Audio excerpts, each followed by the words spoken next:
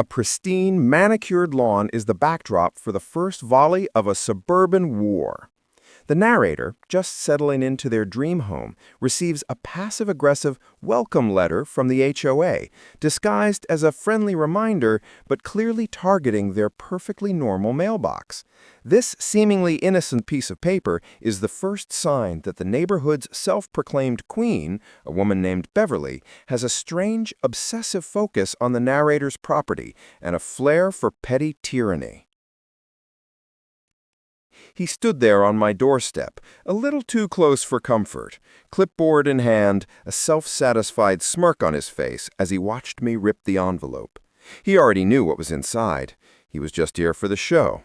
This wasn't a warning. It was a declaration of war, meticulously typed and sealed in a pristine white envelope that felt more like a summons than a greeting. My hands were already shaking with a kind of low-level, simmering rage I hadn't felt in years, the kind that starts in the stomach and climbs all the way up your throat. The air, which had been so clean and crisp just moments before, now felt thick with unspoken threats and the sickly sweet smell of freshly cut grass that had been trampled by a power-hungry dictator. I hadn't even unpacked the last box yet, and the battlefield was already being drawn right there, on the flawless pavement of my new driveway. You think you've escaped the drama, you think you found a peaceful suburban utopia, but the truth is, the drama always finds you. It had all started so perfectly. 3 weeks earlier, my husband and I had closed on our dream home in the exclusive, gated community of Whisper Creek. The name itself promised tranquility, the gentle sound of rustling leaves, the bubbling murmur of a faraway stream, the kind of quiet that lets you hear your own thoughts. It was a sprawling, modern farmhouse with a wraparound porch, a yard big enough for a dog, and a mature oak tree in the front that cast a cool shadow on the manicured lawn. The kind of lawn that made you just want to stare at it for hours. The kind of lawn that a certain type of person would see not as a beautiful patch of green, but as a canvas for their own rigid, bureaucratic vision. Our first week was a blissful blur of moving boxes and takeout containers. We were in a state of pure, unadulterated happiness.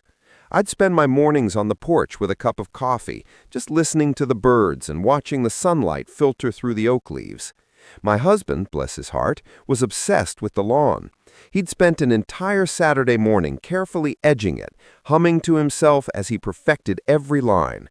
It was perfect. We were perfect. The street was perfect. Everything was perfect. That's when I saw her for the first time. Not saw her exactly, more like felt her presence. The woman from the house across the street. A 2-story beige monstrosity with a front yard so symmetrical it looked like a diagram from a geometry textbook. She was in her driveway wearing an oversized sun hat, a pristine white polo shirt, and khaki shorts that looked pressed to a military crispness. She was staring at my husband, her head cocked to the side like a hawk sizing up its prey.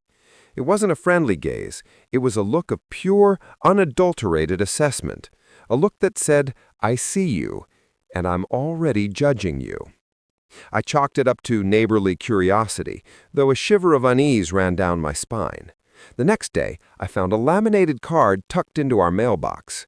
Welcome to Whisper Creek, it read in a bubbly, almost mocking font. It was from the HOA president, a woman named Beverly. The card listed the next meeting date, along with a seemingly innocuous bullet point. All mailboxes must be in full compliance with HOA guidelines per Section 7.2.1. There was a little hand-drawn happy face next to it. That happy face made my blood cold. It felt less like a friendly reminder and more like a thinly veiled threat. "What is that?" my husband asked, peering over my shoulder.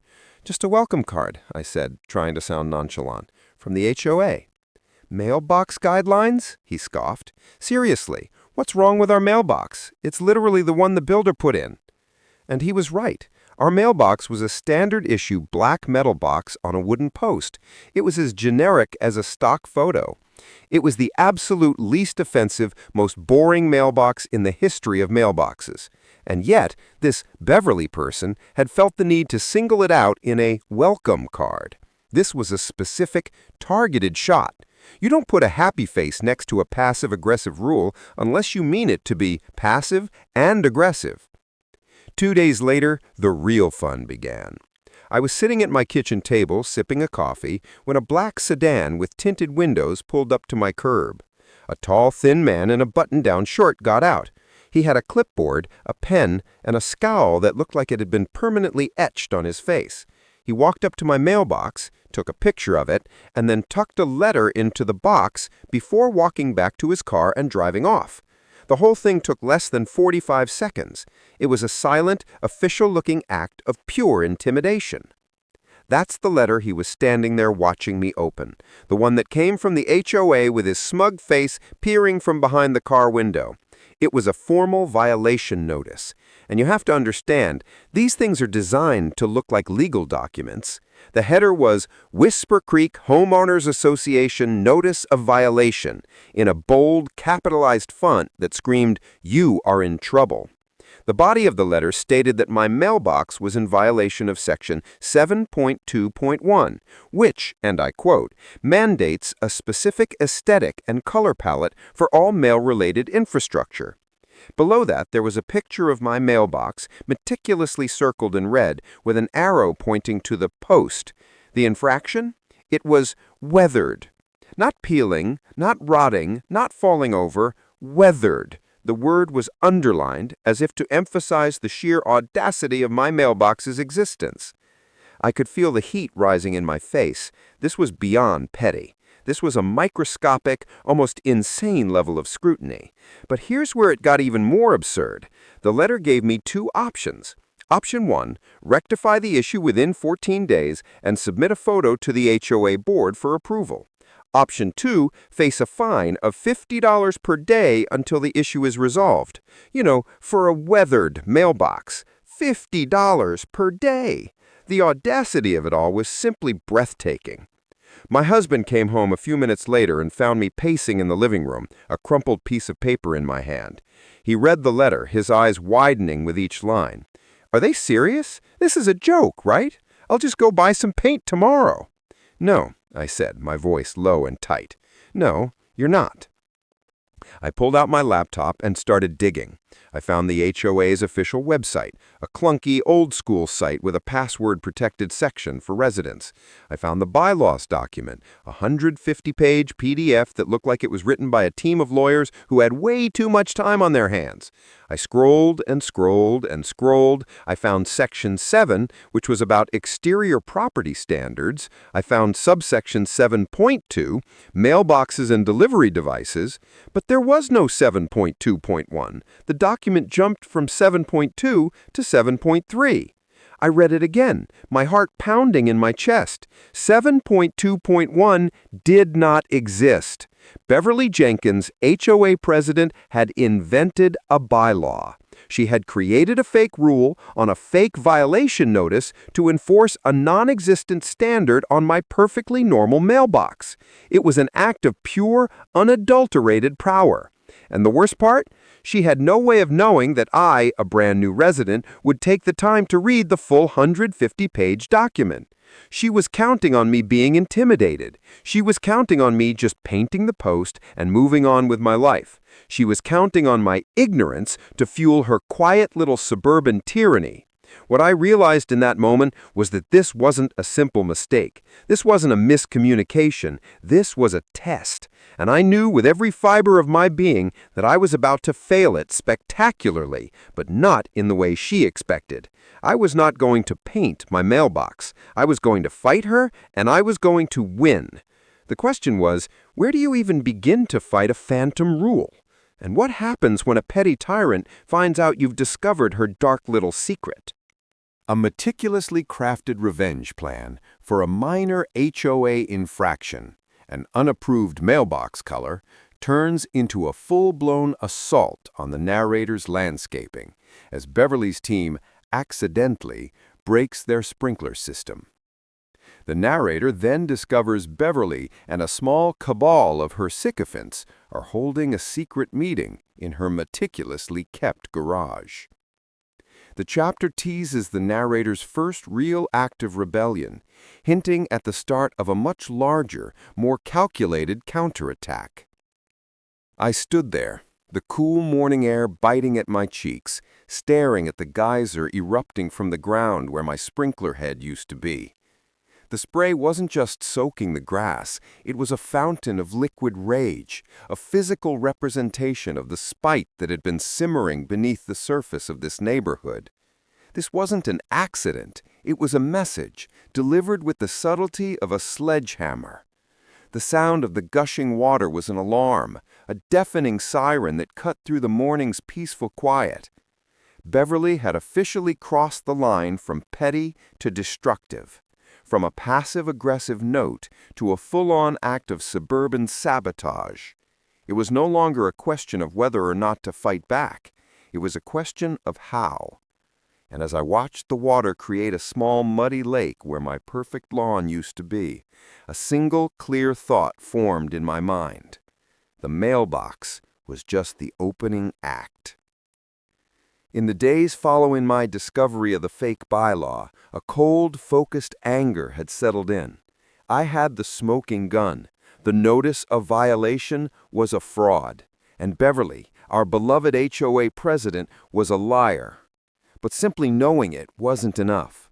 I had to prove it, and more than that, I had to use it.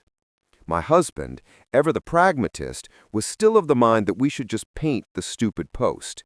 "It's not worth the stress," he'd said, running a hand through his hair. "It's just a few hours of work, and the fine goes away." But I knew it was never just about the mailbox. It was about Beverly's need for control, her desire to establish dominance over her new neighbors, and her willingness to fabricate reality to do it. Giving in would be a surrender, a tacit acknowledgement of her authority, and I was simply not built to be subjugated by a woman with a penchant for fake bylaws and pressed khakis. So I began my research. I printed out the 150-page HOA document, highlighting the pages, circling the missing section numbers, and making notes in the margins like a true crime detective building a case. I created a file on my computer, saving the scanned violation notice and the digital copy of the bylaws. I was building my dossier. The next step was to find out who else knew about her little charade.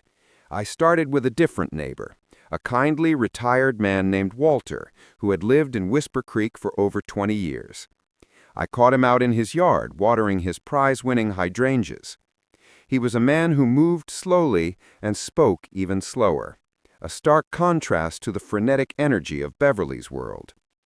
I approached him cautiously, clipboard in hand, pretending to be a new resident trying to understand the rules. "Hi," I said, a forced smile on my face. "I just moved in and I got this really confusing letter about my mailbox. It says it's in violation of Section 7.2.1, but I can't find that section in the bylaws." Walter squinted at the paper, his brow furrowed. "Section 7.2.1?" he repeated, a low rumble in his throat.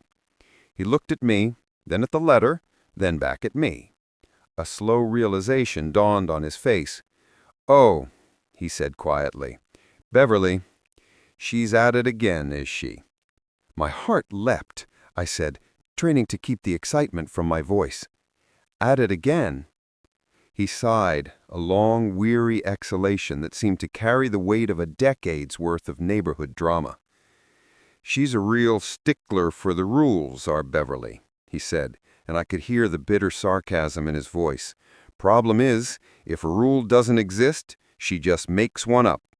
That happened to me back in 19, said my garden gnomes were in violation of a scenic aesthetics clause, wrote a full-page memo about it with pictures. Turns out no such clause existed. I just took the garden gnomes inside for a few weeks to avoid the drama. Never did get an apology." His story was a perfect echo of my own experience, a chilling confirmation that this wasn't an isolated incident. This was a pattern. This was who she was, a petty tyrant who invented rules to enforce her own personal brand of suburban perfection.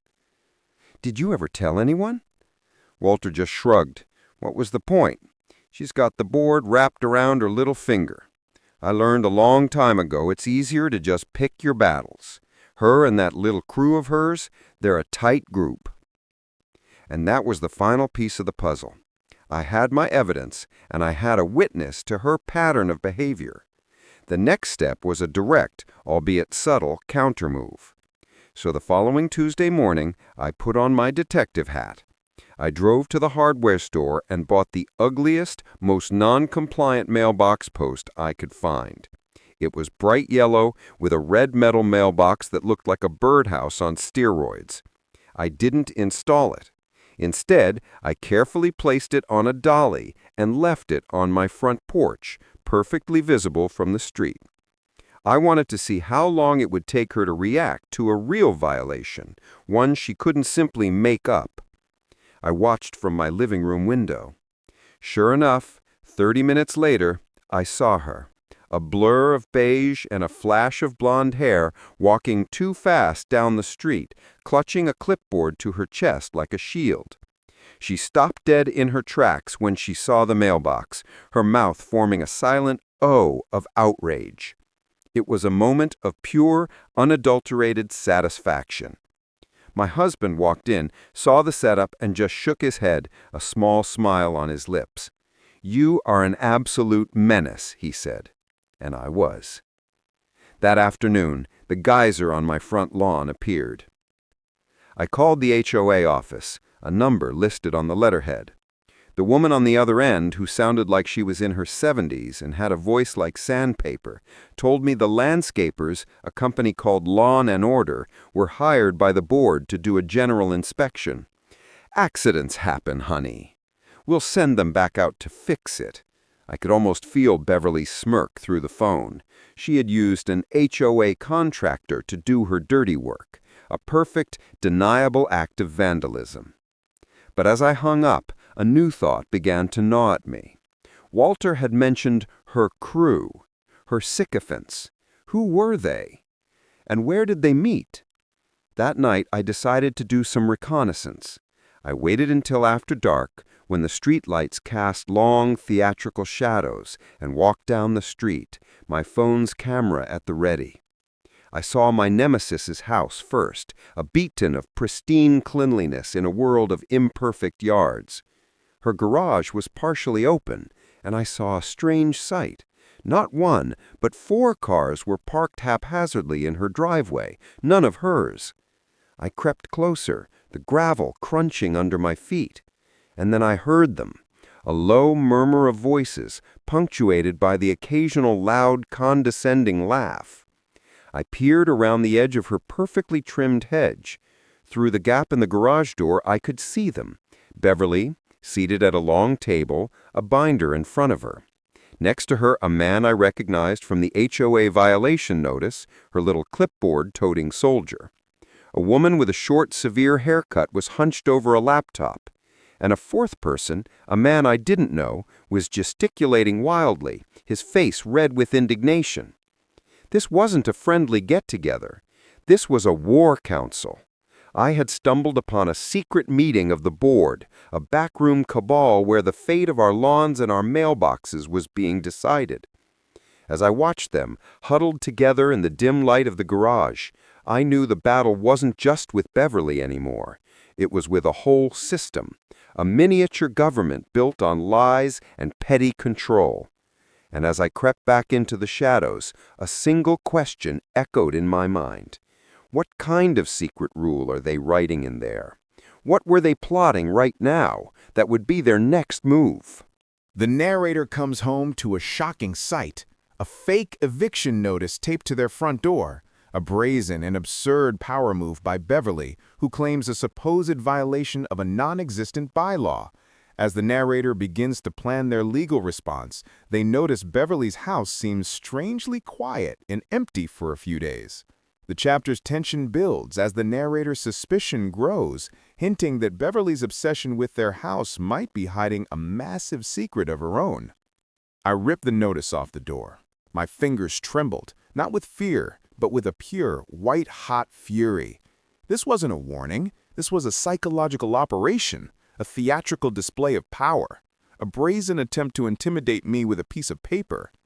The paper wasn't just flimsy printer stock, it was heavy, embossed, and designed to look utterly official, as if the law itself had come to call.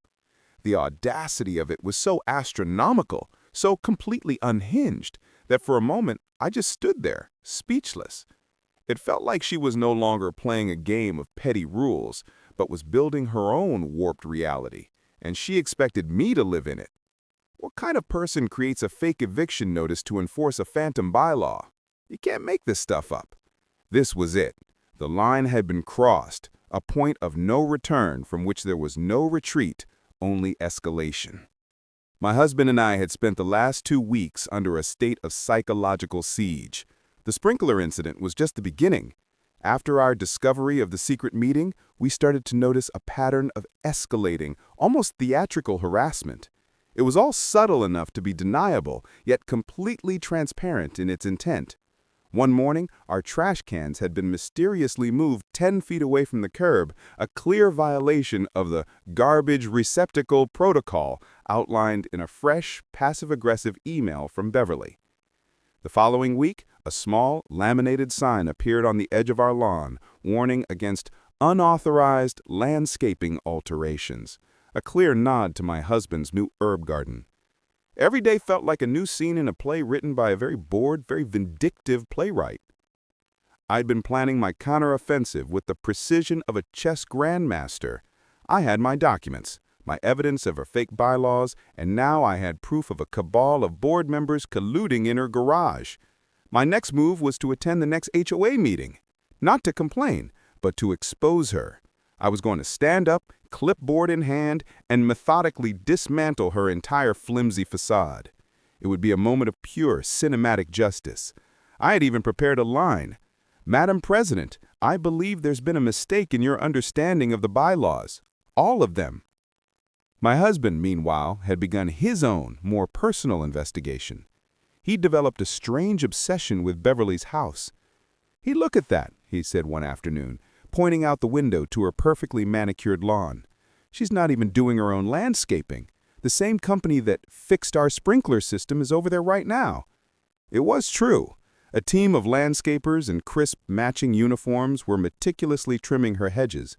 It was a detail so small, so ordinary, yet in the context of our war, it felt deeply significant. She outsourced her perfect life. She hired people to enforce a reality she didn't even have to lift a finger to maintain. My husband's curiosity became a low-key surveillance mission. He'd watch her every move. He noticed she had a specific routine. Every weekday morning, she'd get in her pristine white SUV and drive away at exactly 8:15 a.m., returning around 5:30 p.m. He'd track her movements with a kind of quiet, suburban dad determination. I'd find him at the window, a cup of coffee in his hand, a look of intense concentration on his face. "She's gone," he'd announce. "Plotting somewhere, no doubt." It was a game to him, a way to cope with the absurdity of it all.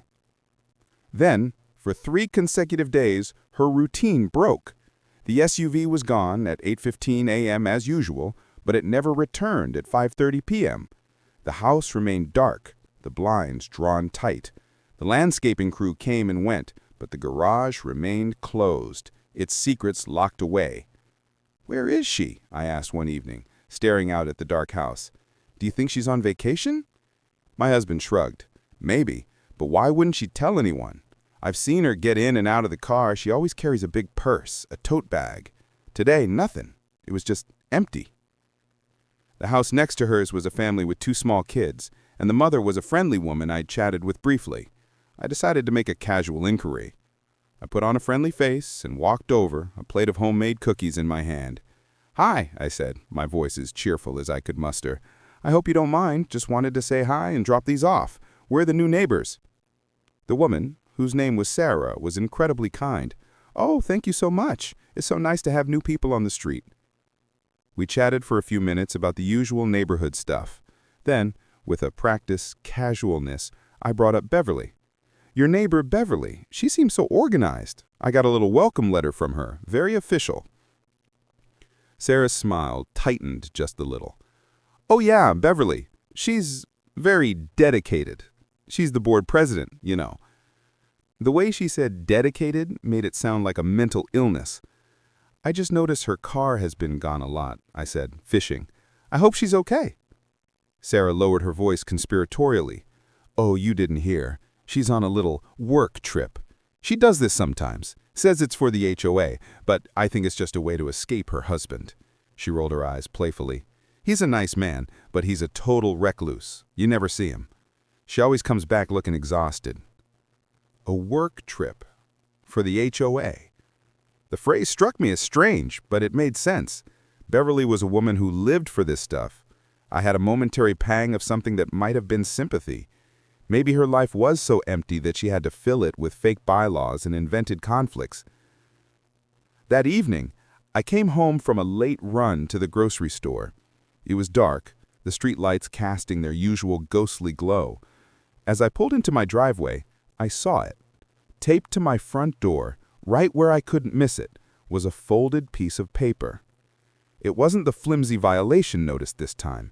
This was a thick, legal-sized document, folded in thirds. It had a professional-looking seal and a big, bold heading. Notice of immediate eviction. I fumbled with my keys, my heart pounding in my chest, a cold wave of adrenaline washing over me. I ripped it off the door. A sudden, blinding rage consumed me. The document stated that my property was in violation of a new emergency bylaw, one that was effective immediately. The violation?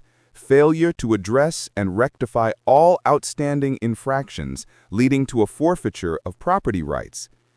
It demanded that I vacate the premises within 72 hours or face legal action. My husband's jaw dropped as he read it.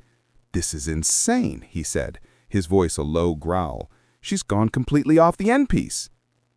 I sat down at the kitchen table. The document spread out before me like a map to her madness. It was a complete fraud, a total sham, a forged legal document that had no basis in reality. But to a less savvy homeowner, it would have been terrifying. The fact that she would go to such lengths, that she would be so brazen, was breathtaking. I thought about the secret meeting, the work trip, and the absent husband, and a strange and unsettling thought began to form in my mind.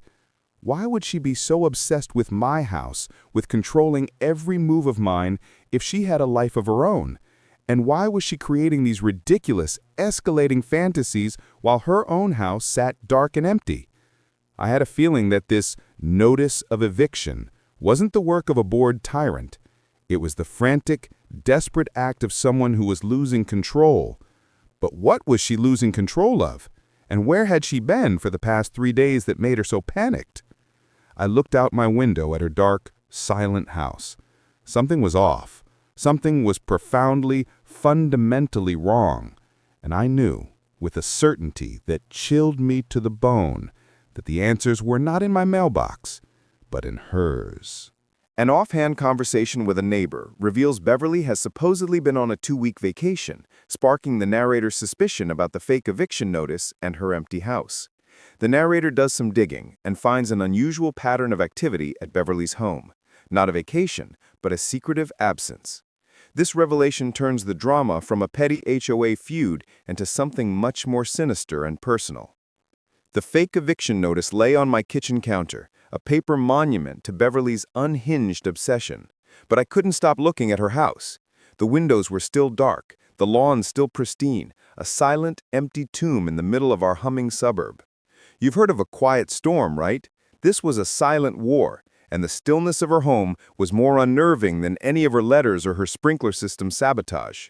It felt like the eye of a hurricane, a brief, deceptive calm before a real, destructive force was unleashed. Every fiber of my being told me that this wasn't a work trip. It was a lie, a cover story for something far bigger, a secret that made all her petty tyranny suddenly feel small. And as I watched the shadows lengthen across her flawless driveway, I knew the game had changed. This wasn't about bylaws anymore. It was about something deeply, fundamentally wrong. My husband and I had spent the night before in a state of agitated disbelief. The fake eviction notice was a new level of insanity. It was a direct, theatrical threat to our property, a clear sign that Beverly was no longer operating within the bounds of a normal HOA dispute. This was personal. My husband, ever the voice of reason, was ready to call a lawyer. "This is harassment," he said, his jaw tight. "We have grounds for a lawsuit." But I was no longer interested in a legal battle. That was her game. She wanted me to react, to sue, to get tangled up in a bureaucratic nightmare. I was starting to see that her game wasn't about winning. It was about control, about dragging me down to her level of obsession. And I had a hunch that the key to beating her wasn't in a courtroom, but in the dark, empty house across the street. The next day, as I was getting the mail, I saw another neighbor, a woman I had only seen from a distance, pulling weeds from her flower bed. Her name was Carol, a kind-looking woman with a perpetually worried expression. I decided to try my luck. "Morning, Carol," I said, a little too brightly. She jumped, startled. "Oh, hello. You're new here, right?" she asked, her voice a little shaky. "I'm sorry, I get so into my gardening I don't see anyone." "That's okay," I replied, forcing a friendly smile. "This neighborhood is intense." She let out a small, nervous laugh. "That's one way to put it," she said, looking over her shoulder toward Beverly's house. I followed her gaze. The silence from that house was deafening. "I'm so glad Beverly isn't here right now," she whispered, as if the walls had ears. "She can be a lot." My ears perked up. "She's on vacation, right? Sarah from next door said she was on a work trip." Carol looked at me, a strange mix of confusion and pity in her eyes. "Oh, honey, she's not on vacation." She leaned in closer, her voice dropping to a low, conspiratorial murmur. "That's what she tells the board, but she's been gone for 2 weeks. My husband says it's because of his episodes." "His episodes? What do you mean?" I asked, my voice barely a whisper. "Oh, you don't know," she said, straightening up and looking around nervously. "Her husband, Paul, he's got a lot of mental health issues. She keeps him locked up, basically. He has these screaming fits. You can hear it from all the way down the street. She disappears for a week or 2 at a time, and we all know it's because he's having a bad spell. She goes to her sister's in Ohio and just leaves him." I felt a cold shiver run down my spine. The image of the meticulous, controlling Beverly, the woman who had a secret backroom cabal and invented bylaws, was being replaced by something far more sinister. She wasn't a victim, she was a victimizer. She was leaving her sick husband alone for weeks at a time. The work trip was a lie. The vacation was a lie. All of it was a lie to cover up a deeply disturbing personal secret. And the fake eviction notice? It was an act of desperation. Maybe she was losing control not of the neighborhood, but of her own life. I spent the rest of the day digging. I found local county records. Her husband, Paul Jenkins, was indeed the homeowner. I found his name on some old business records. I even found a mention in a local newspaper from 5 years ago about a mental health-related incident at the Jenkins home. The article was a small, almost buried piece, but it mentioned a police visit and an ambulance. I found social media profiles for her and her sister. Her sister's profile was filled with pictures of her family in Ohio, but there was no mention of Beverly or a visit. It was a digital ghost town. The pieces were starting to fit together in a way that was far more disturbing than I could have ever imagined. Later that evening, as dusk was falling, I stood at my front window, a cold cup of coffee in my hand. I was staring at Beverly's house, this time not with rage, but with a new kind of curiosity. A car pulled up to her driveway. It wasn't a white SUV. It was an old, beat-up sedan. A man with a large duffel bag got out, walked up to the front door, and let himself in with a key. He was tall, thin, and looked exhausted. He didn't turn on any lights. The house remained dark. A few minutes later, the car drove away. My husband walked up behind me. "Who was that?" he asked. "I don't know," I said, my voice barely above a whisper. "But he just let himself in." I watched for a long time. The house remained a black hole of silence. No lights came on, no sounds escaped. It was as if no one was there at all. But I knew someone was. I was sure of it. Carol had said her husband Paul was a recluse. Was this him? Was he locked in there, alone, in the dark? And why had that man, a stranger, brought him a bag? My mind raced, trying to put together the fragments. The fake eviction notice, the secret meetings, the missing husband, the mysterious man with a duffel bag. It all felt connected, but I couldn't yet see the full picture. I knew the truth was locked inside that house, buried under a lifetime of lies and appearances. And I knew that to truly get my revenge, I couldn't just expose her as a liar. I had to expose the whole, horrifying truth of what she was hiding. I had to go into the lion's den.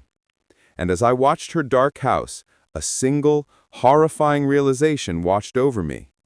What if she was gone because of something far worse than a family emergency? What if she was running from something? And what was so important to her that she would leave her own husband to manage, but would take the time to deliver a fake eviction notice to me? The answer was not in a legal document, but in a lie, a deeply personal and dangerous one, and I was about to find it. The narrator, tired of Beverly's games, decides to return home early from an intended vacation. The moment they pull into their driveway, they see a shocking sight. Beverly is inside their home, watering the plants, living there as if it's her own. The chapter is a slow burn reveal of the ultimate betrayal, as the narrator's confusion turns to rage and the full scope of Beverly's bizarre scheme is finally exposed. I saw her through the front window, a silhouette against the warm glow of my living room lamp. She was wearing a floral sundress and holding a watering can. My watering can. The sight was so utterly bizarre, so completely unmoored from reality, that for a moment my mind simply refused to process it. She wasn't at her house. She wasn't on a work trip. She wasn't on vacation. She was inside my home, living my life. The air in the car went cold, the silence between me and my husband thick with a kind of speechless horror. The lights were on. My lights. My front door, which I had locked with a deadbolt and a separate keypad, was now shut, but not locked. I had driven 8 hours to find this, and as I stared at her, a low, visceral rage began to build in my stomach, a fire that threatened to consume everything in its path. You think you know crazy? You don't. Not until it moves into your house. Our plan had been simple.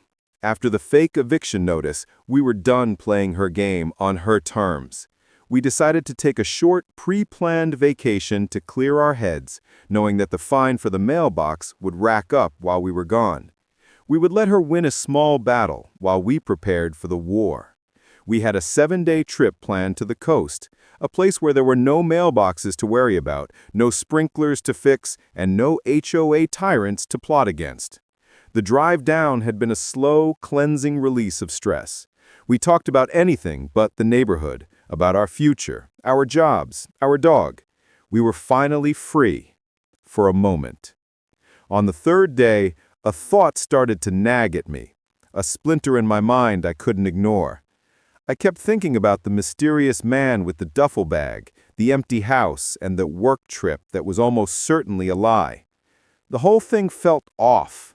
Deeply wrong in a way that had nothing to do with fake bylaws. It was a gut feeling, a primal sense of danger. I turned to my husband in the car. "I think we need to go back," I said. "Something's not right. I can't shake this feeling." He looked at me, saw the grim determination on my face, and didn't argue. He turned the car around. We were due to stay 4 more days, but we were both so consumed by this quiet, creeping dread that we didn't care. The trip was over. The game was back on. The 8-hour drive back was a blur of caffeine and silence. We were a 2-person investigative unit, our destination not our home, but the truth. We arrived in the dead of night, the kind of stillness that blankets a suburb when everyone is asleep. The street was dark, the houses silent. Her house, however, had a light on. A faint golden glow from a window on the 2nd floor. A quiet victory, I thought. She's back. The game of cat and mouse can resume. But then, as we pulled into our own driveway, the headlights cut across my front window, and that's when I saw her. A figure holding a watering can inside my living room. My husband turned off the engine, the sudden silence deafening. "Is that?" he began, his voice a disbelieving whisper. I didn't answer. I couldn't. I was staring, my brain trying to reconcile the image of the woman who had been harassing me for a month, now occupying my space, moving around my things as if she had every right to be there. I gripped my steering wheel so hard my knuckles turned white. My first instinct was to get out of the car, run to the door and scream, to confront her, to expose her. But I stopped myself. A cold, analytical part of my brain, the part that had been building this case for weeks, took over. I needed proof. I needed to document this. I fumbled for my phone, my hands shaking, and began recording. The camera shook a little as I zoomed in on the window. She put the watering can down on a small side table I had picked out myself. Then she walked over to the bookshelf and ran a finger along the spines of my books, a gesture of ownership. She was home. In my home. "Call the police," I whispered to my husband, my voice strained with effort. "You're serious," he said, his eyes wide. "That's Beverly, the HOA president. This is a misunderstanding, maybe?" "There is no misunderstanding," I said, my voice rising. "She's an intruder. She broke into our house. Tell them you're our neighbor. Tell them you saw a woman break in and you're afraid to confront her. Tell them you'll meet the officer at the end of the street. Don't say who she is, just that you saw her go in." He looked at me, his eyes searching my face for a moment, and saw the utter cold certainty there. He nodded, grabbed his phone, and stepped out of the car, walking slowly down the street, away from the scene. I stayed in the car, recording. I watched as she moved from the living room to the kitchen. I saw the flash of the refrigerator light. I saw her pour herself a glass of water, my water. She was living here, not just visiting. The kitchen wasn't just clean, it was organized, but not in my way. My coffee mugs were arranged by color. The spices were alphabetized. The subtle changes told a chilling story. She hadn't just broken in, she had moved in. I was trying to make sense of the timeline. The fake eviction notice, her work trip that had now been a full 2 weeks, her empty house across the street. And then the pieces clicked into place. The fake eviction notice wasn't meant to get me to move out. It was a cover, an attempt to explain to any curious neighbors why my house was empty. She wasn't trying to get me to leave, she was trying to ensure I wouldn't come back. She'd been monitoring my life, my schedule, my routines, all to find the perfect 2-week window to execute her plan. This wasn't a crime of opportunity. It was premeditated. The mailbox, the sprinklers, the fake eviction notice, they were all a carefully orchestrated distraction, a way to keep me on the defensive while she planned her final, ultimate power move. A few minutes later, I saw a police cruiser turn the corner, its blue and red lights flashing silently. My husband was standing at the end of the street, gesturing toward our house. The officer pulled up to our curb, his spotlight hitting my front door. I watched as the officer got out, his hand on his holster, and walked slowly, deliberately, toward my front door. My heart was in my throat. This was it, the climax, the moment of truth. I saw the front door open just a crack. Beverly's face appeared in the gap, a look of complete bewilderment on it. She said, "Can I help you, officer?" Her voice calm, composed, the voice of the HOA president. The officer said, "Ma'am, we received a report of a break-in at this address." Beverly laughed, a short, clipped, practiced sound. "A break-in, officer? You must be mistaken. I live here. My husband and I are just getting ready for bed." "Are you Beverly Jenkins?" the officer asked, and I could hear the confusion in his voice. "Yes, I am, and this is my home. You can ask anyone on this street. I'm the HOA president." The officer turned and looked down the street at my husband, who was still standing at the corner, his arms crossed. He looked back at her. "Ma'am, the report says the homeowners returned early from vacation and found an intruder. The name on the deed is—" And that's when I saw it. The look on Beverly's face changed, from confusion to a sudden blinding panic. Her eyes darted from the officer to my husband, and then, slowly, toward my car. She was starting to understand. She wasn't just talking to a confused officer, she was being trapped. The light was on in my car, and I could see the reflection of her face in the glass. It was no longer the face of a petty tyrant, but the face of a cornered animal. She knew I had come home. She knew I had seen her, and she knew that the game was now truly over. What would she do? Would she try to lie her way out of this? Or would the full, horrible truth of her own crime, her ultimate betrayal, finally come crashing down on her? I was about to find out, and I knew it was going to be the most satisfying moment of my entire life. The final chapter is the explosive payoff. The narrator, instead of confronting Beverly directly, calmly calls the police and reports a break-in, giving the dispatcher a precise description of the intruder, Beverly herself. The climax unfolds with Beverly's panicked and bewildered confrontation with the police, unable to explain why she has been living in the narrator's house.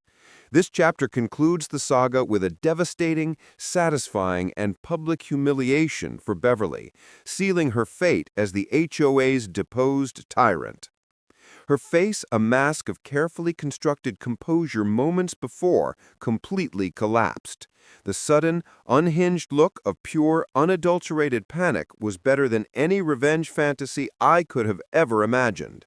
It was a masterpiece of a breakdown, a moment of theatrical justice so perfect it could have been scripted.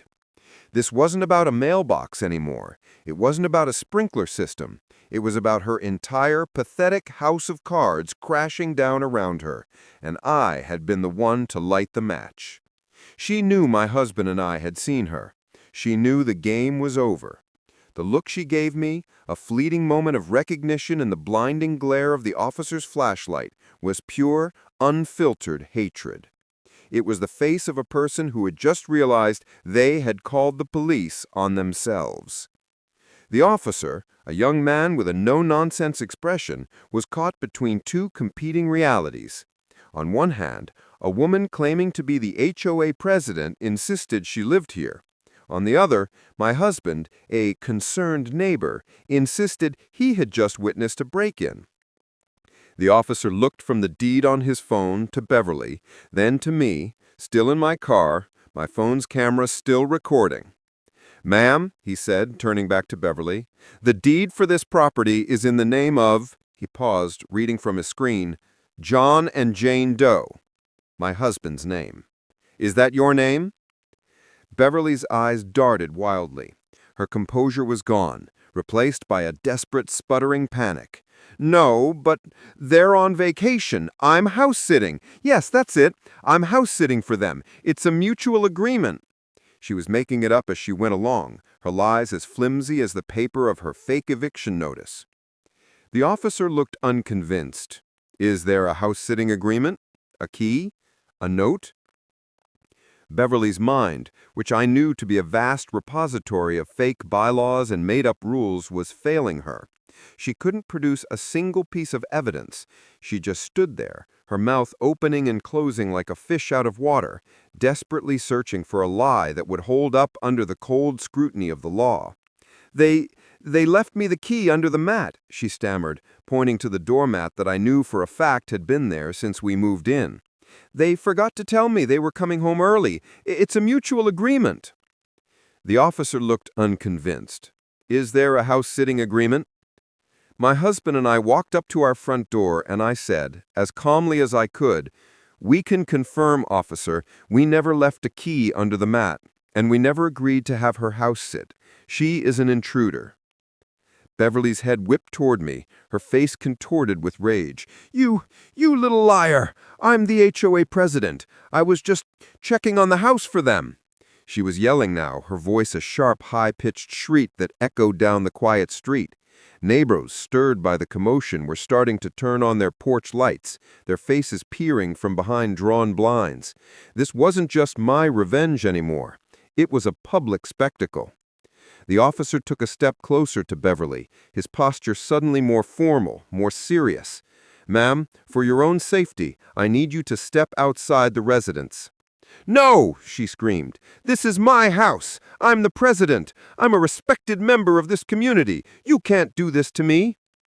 "Ma'am, you are not the homeowner," the officer said, his voice flat and authoritative, "and you have no proof of a house-sitting agreement. At this point, you are considered a trespasser. Please, step outside." The rest of the night was a blur of police procedure and pure, unadulterated satisfaction. Beverly, still sputtering with rage and disbelief, was escorted out of my house. I watched as she was read her rights, her hands cuffed behind her back. She didn't look at me. She kept her eyes fixed on the ground, a small, humiliated figure. Her perfect facade had cracked, revealing the raw, pathetic person underneath. But the story wasn't over. The officer, still puzzled, asked me and my husband to file a formal complaint. He told us they'd have to investigate further, that if she could prove she had permission, the charges might be dropped. But I knew she couldn't. She had no text messages, no emails, no written agreement. She had nothing but her own delusional sense of entitlement. As the police cruiser pulled away with Beverly inside, a final crucial detail came to light. The officer, a little embarrassed, said, "And just so you know, there was a man in her house, her husband. We got a call from a neighbor concerned for his welfare. He was found inside, confused but unharmed. Her little work trip was a lie. Her husband's name is Paul, and he was home the whole time." The 2-week vacation hadn't been a vacation at all. She had been living in my house while her own husband, who had mental health issues, had been left to fend for himself. She hadn't been plotting against me from afar. She had been living right under my nose, a ghost in my own house, meticulously organizing my life as she failed to manage her own. The fake eviction notice wasn't to get me out. It was to explain why I was gone. The fake bylaws weren't about my mailbox. They were about her, a desperate need for control over anyone but herself. This wasn't just petty tyranny. It was a profound, deeply sick obsession. The next day, the news spread like wildfire.